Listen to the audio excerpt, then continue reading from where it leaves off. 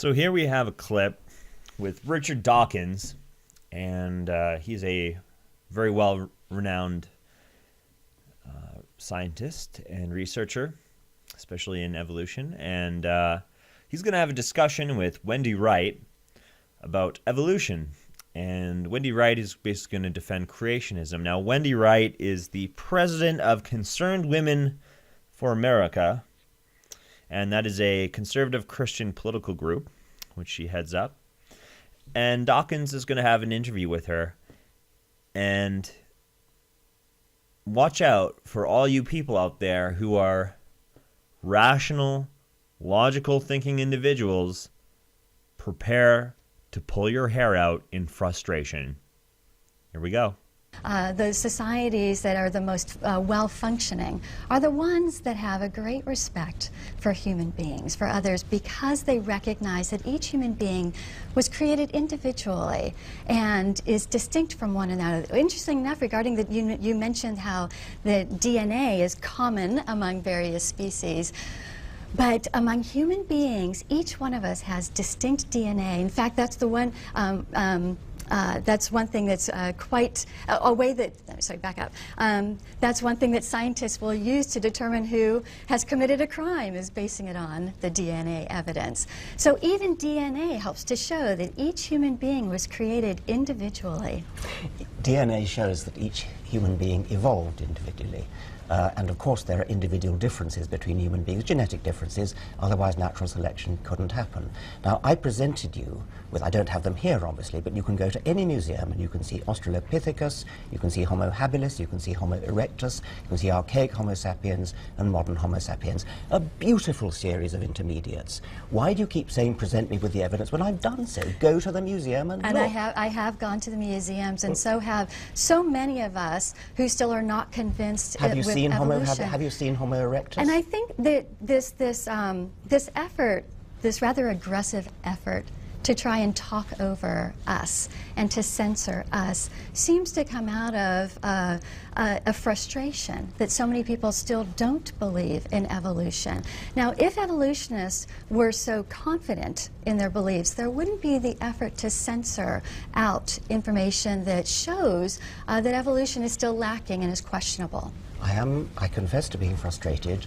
It's not about suppression, it's about the fact that I have told you about 4 or 5 fossils and you seem to simply be ignoring what I'm saying. Why don't you go and look at those fossils? And certainly, if they were in the museums, which I've been to many times, then I would look at them objectively. But what I go back to is that the philosophy of evolution has led to ideologies that have been so destructive to the human race. It's been misunderstood. I mean, even Hitler could be described as a misunderstanding of Darwinism, and that's a grotesque and horrible misunderstanding. And eugenicists, and those in favor of euthanasia, and those in favor of infanticide. Yes. But wouldn't it be a good idea, instead of pointing to misperceptions of Darwinism, which have been hideously misused politically, if you try to understand Darwinism, then you'd be in a position to counteract these horrible misunderstandings. Actually, we are oftentimes forced by the aggressiveness of those who favor evolution. It's not as if we are hidden from this information that you keep presenting. It's not as if it's unknown to us, because we can't get away from it. It's pushed on us all the time. But I think your frustration comes from the fact that so many of us who have seen your information still don't buy into your ideology. Have you seen Homo erectus? Have you seen Homo habilis? Have you seen Australopithecus? What I've seen is that in the museums and in the textbooks, that whenever they claim to show the evolution from one species to another, it relies on illustrations and drawings, not any material evidence. You might have to go to the Nairobi Museum to see the original fossils, but you can see casts of fossils, exact copies of these fossils, in any major museum. Well, let me ask you, why are you so aggressive? Why is it that why is it so important to you that everyone believe like you believe? Well, I'm not talking about belief. I'm talking about facts. I'm talking about I've told you about certain fossils, and every time I ask you about them, you evade the question and you turn to something else. Well, I can say, even if, again, I say that you can name a few of those, but they still don't show. They still don't prove evolution from the slime to the intricate human body. Well, there should be, if we had gone from that broad of an evolution, there should be overwhelming tons of material evidence, not just an isolated thing here and there. But again, there is not evidence. I happened to pick human hominid fossils because I thought you'd be most interested in them.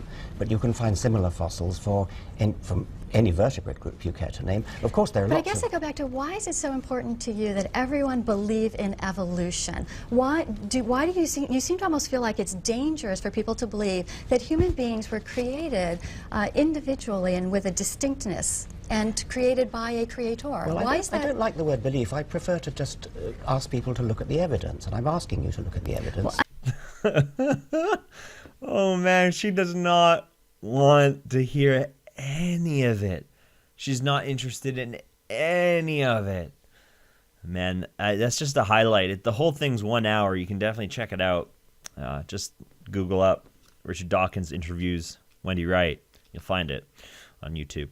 And I love how she's like, well, DNA proves that we're actually unique individuals, which proves that God made us each individually. And Dawkins kicks in with, well, yes, exactly. DNA shows us that each human being evolved individually. And she's just like, nope. And then we have, well, why don't you go, Richard Dawkins, well, why don't you go to the museum? And she's like, oh, yeah, well, I've been there and there's no evidence there. He's like, well, you go to the museum, you can see the fossils and there's your evidence. Yeah, I've seen it, but doesn't exist, not there. I've gone. No evidence. And then see how threatened she feels? I could really sense this in the whole interview. She keeps going on about she doesn't understand why there's all this censorship and why there's this aggressive effort or aggressiveness. Richard Dawkins does not come off as aggressive in that conversation whatsoever. In fact, he comes off quite pleasant and quite rational, and it's quite a decent conversation. It's not like, why do you believe in evolution? What's wrong with you, you stupid idiot? You stupid idiot. That's not what he's doing. He's like, yes, well, you could go to the museum and look at the fossils, and the evidence is right there. When he's like, yeah, I could do that, but it's not, and because creation and blah, blah, blah, verbal diarrhea. I gotta give big ups to Richard Dawkins for keeping us cool on that, because I was just like, oh my God, Wendy. Oh my God. Are you deaf? I think Wendy might be deaf. I think this woman might actually have a hearing problem. I don't know. But we also have the moment when Dawkins is like, I'm not talking about, I don't want you to believe. I want you to look at the facts. And she just can't even take it. Just dismiss. Anyway, she's also one of these creationists. They're usually, well, I don't know any creationists that are pro-choice, but I'm sure one or two is out there. But they're all pro-life in the sense that life begins at conception and that it's the sacred thing. And once that's not true. Life began thousands, millions, more than that. Years ago. It happened way before you were even around. It's been going on for a long time, up to the present, and will continue on into the future. It's a continual stream that goes and it flows, and it doesn't just like stop and start so like rigidly within your own ideology. And I love how they're so, the sanctity of life. Got to protect the children. Got to protect the kids from the unborn from murder, because it's murder. It's murder. I love how she's the president of Concerned Women for America, and yet she doesn't give a shit about women's reproductive rights. And this is another point that bothers me, is how they kind of like obsess over the unborn, and then as soon as the child is born and as soon as the child comes out of the vagina, it's like, oh, you need food stamps? Don't care. You need daycare? Don't care. You need government health care? Yeah, don't care. Government spending? Nope. You need help to raise your child? Nope. Don't care. Don't give a shit. I don't see any of these pro-life people, lining up to adopt children, to adopt, not just that, but children of a different complexion, skin complexion. You know what I'm saying? No, they're not lining up. They don't give a shit. They don't give a shit about babies. That is the unborn. They don't give a shit. You know why? Because eventually the same group of people, once that child hits 18, oh, don't they love you all of a sudden? Oh, you're 18. Why don't you sign up for the military? Grab a gun, head on out, serve your country, do the right thing. The troops. I love the troops. It's the same bullshit. Shouldn't these pro-life people be against capital punishment? Why is it so many pro-life people are actually pro-death when it comes to murdering, well, whatever, I'm not going to use the word murder, but when it comes to removing the life of individuals within the prison system, they're all for it. I thought you believed in the sanctity of human life, how precious it is. Same when it comes to war, how fast conservatives panic and want to go to war, like, oh my God, Islam, we have to go, or radical terrorism, oh my God, we have to deal with this. And yet, they're very easily prepared to sacrifice human lives for that cause, as long as they're not anyone they know, or it's not themselves who are going.